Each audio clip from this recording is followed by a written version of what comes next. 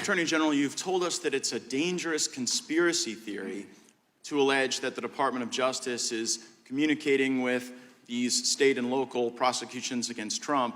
You can clear it all up for us right now. Will the Department of Justice provide to the committee all documents, all correspondence between the department and Alvin Bragg's office and Fani Willis's office and Letitia James's office? The offices you're referring to are independent offices of state. I get that. The question is whether or not you will provide all of your documents and correspondence. That's the question. I don't need a history lesson. Well, I'm going to say again, we do not control those offices. They make their own decisions. The question is whether you communicate with them, not whether you control them. Do you communicate with them, and will you provide those communications? You make a request, we'll refer it to our Office of Legislative Affairs. But see, here's the thing. You come in here and you lodge this attack that it's a conspiracy theory that there is coordinated lawfare against Trump. And then when we say, fine, just give us the documents, give us the correspondence, and then if it's a conspiracy theory, that will be evident. But when you say, well, we'll take your request, and then we'll sort of work it through the DOJ's accommodation process, then you're actually advancing the very dangerous conspiracy theory that you're concerned about. Now, you were a judge, once nominated the highest court in our country. When you were a judge, I'm just curious, did you ever make political donations to partisan candidates? No.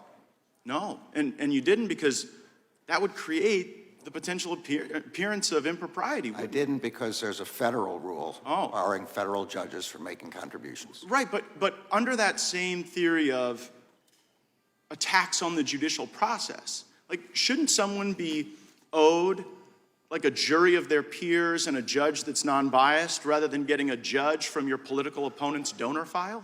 I'm well aware that you're not asking a hypothetical. You're asking me to comment on a jury verdict in another jurisdiction which has to be respected. I won't comment on it. That case is still ongoing. The defendant Mr. Attorney General, I hadn't asked you about the verdict yet. We were getting there. I was talking about the judge. And so let me ask you this question about your time as a judge. Was there ever a time when you were a judge when you had a family member who was personally profiting off of the notoriety of a case that was before your court? I'm going to say again, it's very clear you're asking me to comment on a case in another jurisdiction. No, wait, hold on, Mr. Attorney General. Did you ever have a family member profit off of the notoriety of any case that you sat over? Say again, you're asking yes or no? You're asking me to comment on a case currently. Well, it seems you're connecting the dots, Mr. Attorney General. I'm just asking you as to a general principle, but you are aware that Judge Merchan's daughter was profiting off of this prosecution. You are aware that that creates the appearance of impropriety. You know the very reason there's a federal rule against judges giving donations is because it is the very attack on the judicial process that we're concerned about. I'm sorry, I don't agree with anything you just said, but I'm not going to comment on it. Okay, so you won't comment on it, Mr. Attorney General, but you had no problem dispatching Matthew Colangelo. Who's Matthew Colangelo? That is false. I did not dispatch Matthew Colangelo. Matthew Colangelo became the Assistant Attorney General at the very beginning of the Biden administration.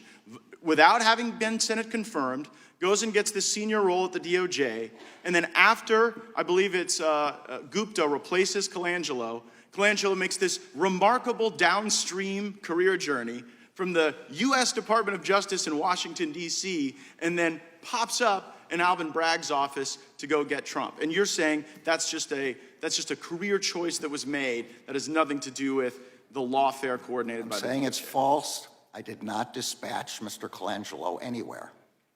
Well, do you know how he ended up there?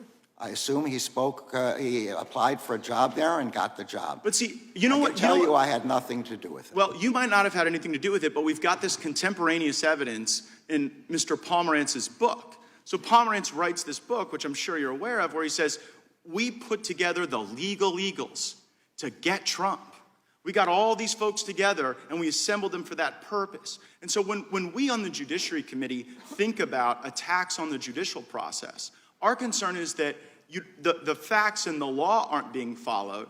A target is acquired, here, Trump, and then you assemble the legal talent from DOJ, Mr. Pomerantz, and you bring everybody in to get him. And meanwhile, the judge is making money on it.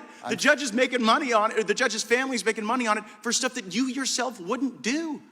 You know, no one's going to buy this. No one's going to believe it. It's going to create great disruption. And I am saddened by it because, like you, I have given my life to the law. I care deeply about the law. And I think that the lawfare we've seen against President Trump will do great damage well beyond our time in public service. I see my time's expired. I yield back.